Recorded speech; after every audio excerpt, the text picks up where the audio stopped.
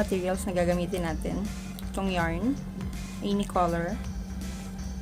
Yung hook na gagamitin ko is yung 3.5.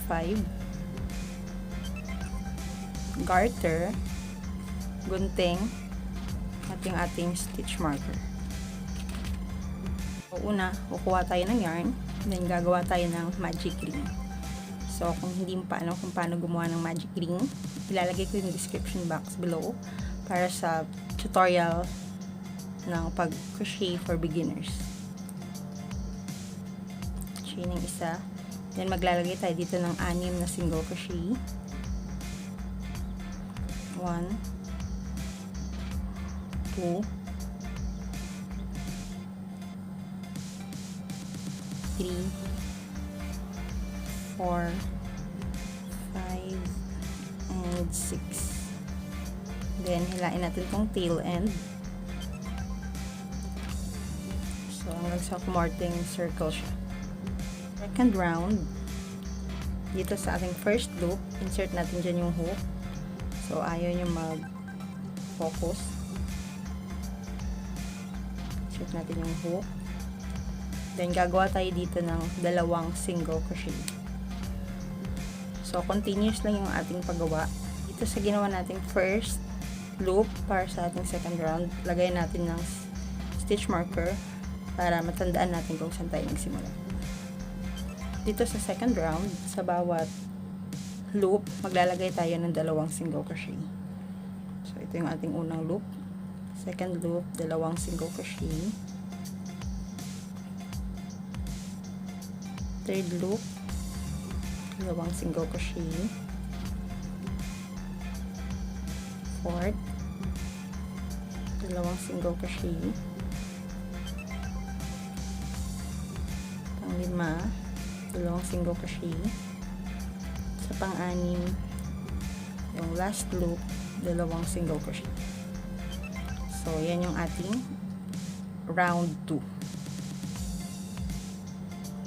Para sa round 3, dito sa first loop, kung saan yung stitch marker, maglalagay tayo dyan ng 2 single crochet. So, kunin natin yung stitch marker, and maglalagay tayo ng 2 single crochet. 1, 2. Dito sa una nating nilagay na single crochet, insert natin dyan yung ating stitch marker.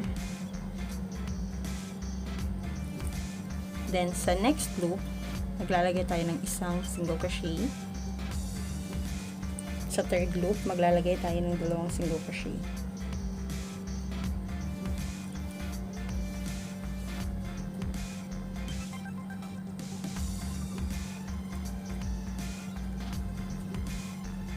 So, yan yung ating third row.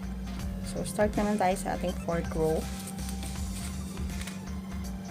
Lalagay tayo dito sa ating stitch marker. Kung saan may stitch marker. So, first loop natin, maglalagay tayo ng 2 single crochet. 1, 2. Tapos, dun sa ginawa nating first single crochet, dyan, lagay natin dyan yung ating stitch marker. Yan. Then, sa next 2 loops, maglalagay tayo ng tig-1 single crochet. Oops. One, 2. Dito sa ating fourth loop, maglalagay tayo ng 2 single crochet. Sa next 2 loops, 2 single crochet. Tig-1 single crochet, sorry. Okay, para sa ating row 5, same lang. Dito sa first loop, kung saan yung ating stitch marker, maglalagay tayo dyan ng 2 single crochet. Ayan natin yung stitch marker. Then, 2 single crochet. Dito sa unang ginawa natin single crochet, lalagay natin dyan yung stitch mark. Then next, sa next 3 loops, maglalagay tayo ng 3 tig-1 single crochet. 1, 2, 3. Then, dito sa next loop, maglalagay tayo ng dalawang single crochet. 1, 2. Sa next 3 loop, tig isang single crochet. 1, 2, 3.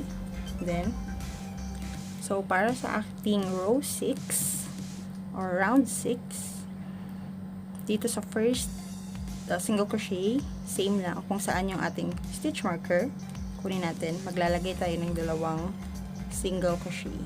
So, kung mapapansin nyo, sa bawat beginning ng ating row, naglalagay tayo ng dalawang single crochet sa first loop.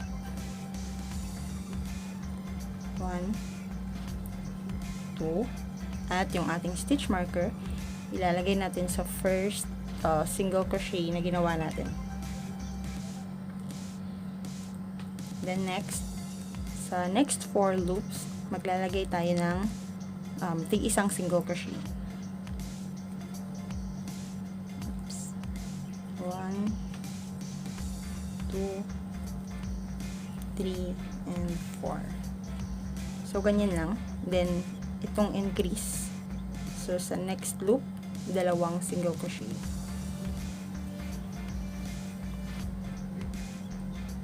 So, start ng ating 7 row. Same pa rin. Dito sa ating first loop, kung saan yung ating stitch marker, maglalagay tayo ng dalawang single crochet. 1, 2, and yung ating stitch marker, ilalagay natin dito sa ating first loop. Then next, sa next 5 loops, maglalagay tayo ng tig-iisang single crochet. 1, 2, 3, 4, and 5. Then next loop, dalawang single crochet or yung ating tinatawag na increase. So, same lang. Next 5 loop, tig isang single crochet.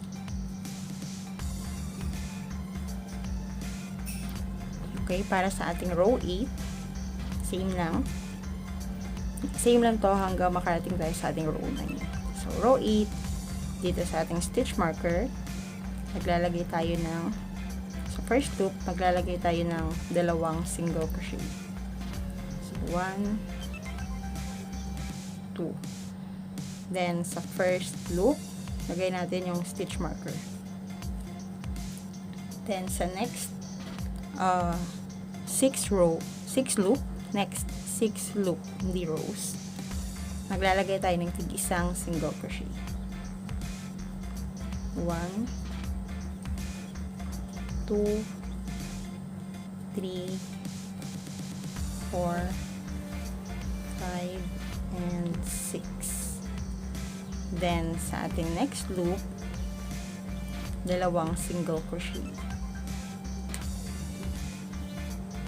Then, another 6 single crochet sa bawat loop. Ito na tayo sa ating 9th row. So, same lang. Dito sa ating first loop, maglalagay tayo ng dalawang single crochet. 1, 2. Then, sa first loop, ilalagay natin yung ating stitch marker. Then, sa next 7 loop, maglalagay tayo ng tig-isang single crochet. Space out ako dun. 1, okay, 2, 3, 4, 5, 6, 7. So, and sa next loop, dalawang single crochet. So, ulitin lang natin yung pattern na yan hanggang makarating tayo dito sa ating last loop. Okay, para sa ating row 10 to 16, maglalagay lang tayo ng single crochet paikot, walang increase. single crochet. Then, balik natin yung stitch marker. Single crochet. So, dapat nilalagyan mo talaga siya ng stitch marker kasi continuous siya. Para alam natin kung saan tayo magsa-stop or magsa-start ulit ng another row.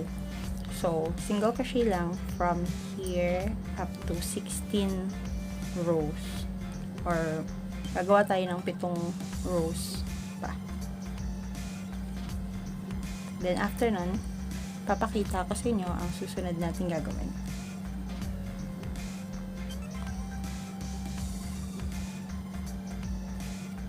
So, tapos ka nang gawin yung ating pang 16 na rows. So, dito na tayo sa ating last row. Maglalagay tayo ng garter. So, tatanggalin ko lang itong stitch marker. Then, press natin yung garter. So, maglalagay lang tayo ng single crochet paikot. Same lang din. So, ganyan.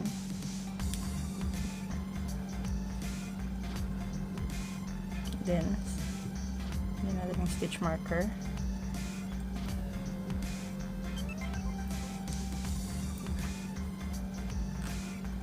So, ganyan o. So, kung mapapansin nyo yung garter, naka-weave na siya sa loob.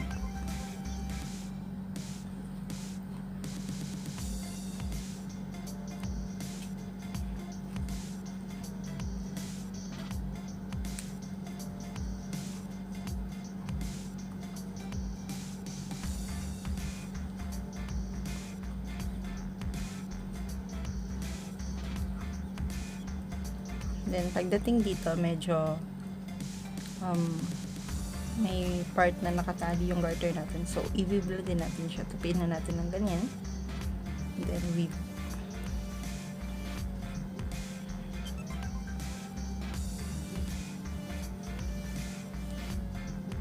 So, ganyan lang. So, after na matapos ko to, pagdating ko dito sa last row, babalikan ko kayo, papakita ko sa inyo kung paano tatapusin yung ating last round. Okay? Tapos ka nang gawin yung ating last part ng ating row 17. So, may nakikita pang garter dito sa first loop kanina. Lalagay tayo dyan ng isang single crochet. Then, sa next loop, maglalagay tayo ng slip stitch. Next loop, slip stitch. Then, chain ng isa. Then, cut na natin.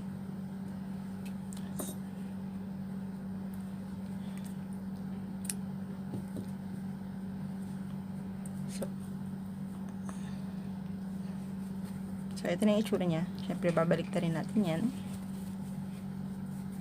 Ganyan yung magiging itsura niya.